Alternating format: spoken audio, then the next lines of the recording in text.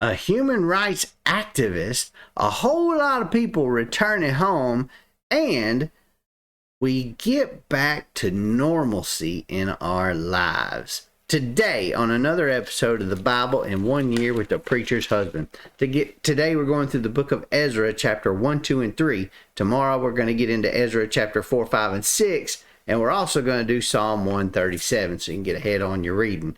So let's dive in. As I always start out a new book with a little bit of a summary of what we're getting ourselves into, we'll do the same thing here with Ezra. Now, this book is named for Ezra, which is the leading character to whom Jewish tradition has ascribed the authorship. In other words, they say, well, we're just going to say that Ezra wrote this book. We don't really know that Ezra wrote this book, but who am I? I'm a guy of tradition, so I'm not going to balk at tradition. I'm just going to say, sounds good to me. We'll go with it.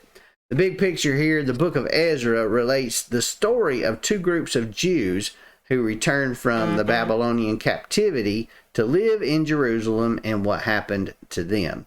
Now, in summary, the first section of Ezra, chapters 1 through 6, provides an account of the first group of 40,000 Jews who in 538 BC returned to Jerusalem from captivity in Babylon. Now, just then under the rule of Cyrus the Persian. Their main objective here was to rebuild the temple. They laid the temple's foundation in 536 BC, but opposition from enemies stopped their work. After a long delay, the returnees finished the temple in 515 BC and celebrated its dedication with joy in chapter 6, verse 16. Now, 60 years are passed over in silence at that point until Ezra and a very small group of less than 2,000 Jews returned to Jerusalem in 458 BC. Their story is told in chapter 7 through 10. Ezra had been granted unusual power and authority over Jerusalem by the king Artaxerxes of Persia at the time. And Ezra was kind of distressed because he gets there and he finds out that the spiritual condition of the people was not really good. So he leads them into a renewed covenant relationship with God through teaching them the law of God, just like we're supposed to do every day as Christians, right? That's right. So let's get started with chapter 1. So here is Cyrus the Great, right? King Cyrus of Persia. In the first year of King Cyrus of Persia is what it says here as we start out. And that actually refers to the first year of his rule over Babylon, not his first year as the ruler of Persia. His first year of ruling over Babylon was in 538 BC, and his reign in Persia didn't begin until 559 BC, and continued until 530 BC. So he was the king of Persia, but then he started ruling over Babylon in 538. So he started in 559, got to 538 as king of Babylon, then he ruled until 530. And verses 2 and 3 here, he's got this proclamation. It's often referred to historically as the decree of Cyrus, and it reflects Cyrus's policy to allow the exiles to return to their homeland. Now, historically speaking, this guy has been looked at as one of the very first human rights activists in the world because he didn't believe that slaves should be slaves most of the time. He believed that everyone should have the right to worship whatever God they wanted to worship. He believed in freedom of religion, so to speak, and he wanted people to be able to worship as they pleased and not to be dictated that to. So in a lot of ways, you can see things in our Constitution that reflect some of his viewpoints. Now, not all of it, but some of it. So you can see some good points in this guy along the way. Now, when you think of a decree, you think of it, especially in that time period, as being written out on a scroll of some sort and passed around and read to people. Well, that wasn't really the case.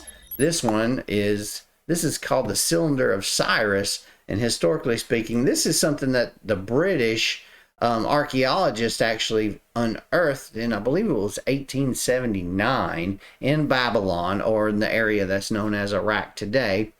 And they got it, put it in a museum, and then Iran requested to have it at one of their museums at one time in the UK, even though they had kind of questionable relations with Iran at the time. They begrudgingly gave it up and said, okay. But then there was this threat by Iran not to give it back. So it was kind of a tift over this thing. But you look at it and it's like this stone cylinder and you think, okay, it's this stone rock. What is this? Well, apparently the decree of Cyrus was written upon this stone and you're supposed to be able to read it. But I can't read it. I don't know that language. So maybe it is. Maybe it's not. I'm not sure. But we'll keep on going here. In chapter 1, the articles that Nebuchadnezzar had taken. This is verse 7 and 8 here. When the Babylonians had sacked the temple, those items that were not extremely valuable, but they were of priceless spiritual worth to the returning exiles here. Though they're plundered from the temple that Solomon built, they would again be used in worship in the second temple and would be an additional link to the worshiping community that existed before the great catastrophe of 586 BC. Now we get to verse 8 here, and this is the very first mention of this enigmatic figure, Sheshbazzar. Sheshbazzar. He's mentioned in chapter 1 verse 8, he's mentioned in verse 11, he's mentioned again in chapter 5 verses 14 and 16. Now his name is Babylonian, and it means may Shamash, the sun god, protect the father. Okay. His title, Prince of Judah, that occurs here in verse 8, it only occurs here. That's it. Nowhere else in the Old Testament or anywhere else is he called the Prince of Judah. So what does that even mean? What does it mean to be a Prince of Judah? I have no idea. So we're going to move on from there. I'm going to let that one slide too. So here we are in Ezra chapter 2. This is a list of returnees, probably reflects not the return from Babylon by Sheshbazzar that we just talked about, but multiple waves of exiles over several decades that were pouring into the area, a few at a time, sometimes in a big clump, sometimes just a few hundred, sometimes a couple thousand, as we'll see with Ezra later. But each returnee came back to his own town, it said, and that emphasizes the continuity between the pre-exile nation and the post-exile nation. So we get to verse 2, and the names of these Jewish leaders are listed here, and they kind of reflect the history of their nation as well. One of the names was Persian, this Bigvai guy. Bigvai was a Persian name, while some had Babylonian names like Zerubbabel, Mordecai, and Bilshan.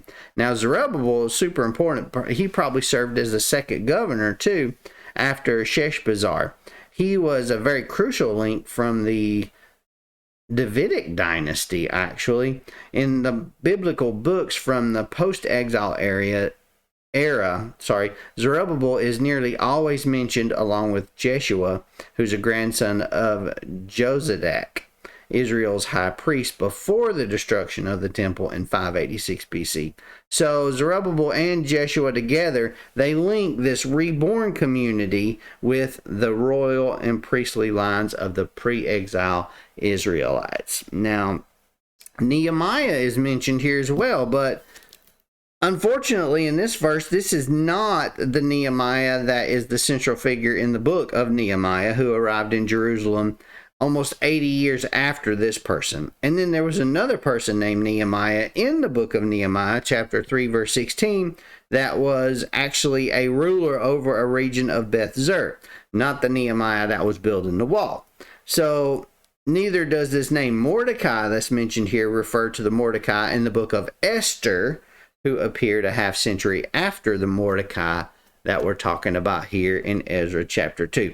You see, there's a whole lot of Johns in the world, and I'm not the only John. So when someone says, hey, John said this, are they talking about me or are they talking about some other John? It's hard to know, isn't it? Well, you got to put the Bible in context of location and time and place. That's why it's so important to know the when, the where, the whys and the hows and the what fors in the Bible. The history and the geography is super important, and knowing those dates and times that we're talking about puts us into an accurate mindset to understand what's going on in these chapters. Now, verses 3 through 60, these lists appear to be based on the nearly identical version in Nehemiah 7, verses 8 through 60. So the primary purpose of these lists here was to ensure that those who returned to Judah were actually authentic Israelites, Jewish. They were actually authentic Israelites. So we're going to move on to chapter 3. Now, chapter 3, verses 1 through 13. This is where the sacrifices are being restored, and they're kind of getting back to some normalcy here. Now, neither Haggai nor Zechariah, who prophesied about the temple during this time, ever mentioned an attempt to lay the foundation of the temple in the time of Cyrus that is described in this chapter. You get into verses 8 and 9, and then 10 through 13, you're talking about rebuilding the temple and rebuilding the foundation of the temple. Well, Haggai and Zechariah only recounted the laying of the foundation and the building of the temple during the time of Darius, with the completion of the temple in 515. But the chronological indicators here in this passage in verse 6, verse 8, in chapter 4, verse 5 and 24, in chapter 5, verse 1 and 2 that we're going to read tomorrow, these all attest to a short-lived attempt to rebuild in the time frame of Cyrus.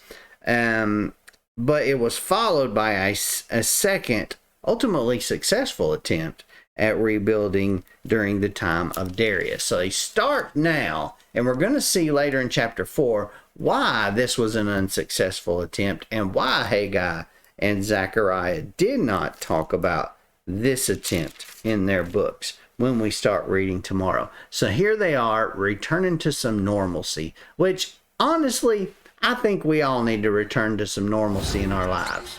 What do you think? Do you think it's time to return to some normalcy? I think it's time to show back up to church. I think it's time to get back into some groups and start doing some group activities together with people. You know, we've missed the hugs and the fellowship and the verbal discussions with people face to face, and that takes a toll on people's mental and physical, emotional, and even our spiritual lives. So I don't think it's too early at all. I think it's time to get back in church. I hope to see y'all in church on Sunday. If you don't have a church home, come see us at Christ United Methodist Church in McMinnville, Tennessee. And if you're in another state, go to the church of your choice. It's time. It's time to get back in there. I hope this has touched you. If it has, click the like button, subscribe button. Of course, click that little jingle bell so you get notified the next time I upload a video. And hit that boxing glove so you can rumble with me on Rumble. And we will see you tomorrow for another episode of the Bible in 1 Year with the Preacher's Husband. I'll see you then.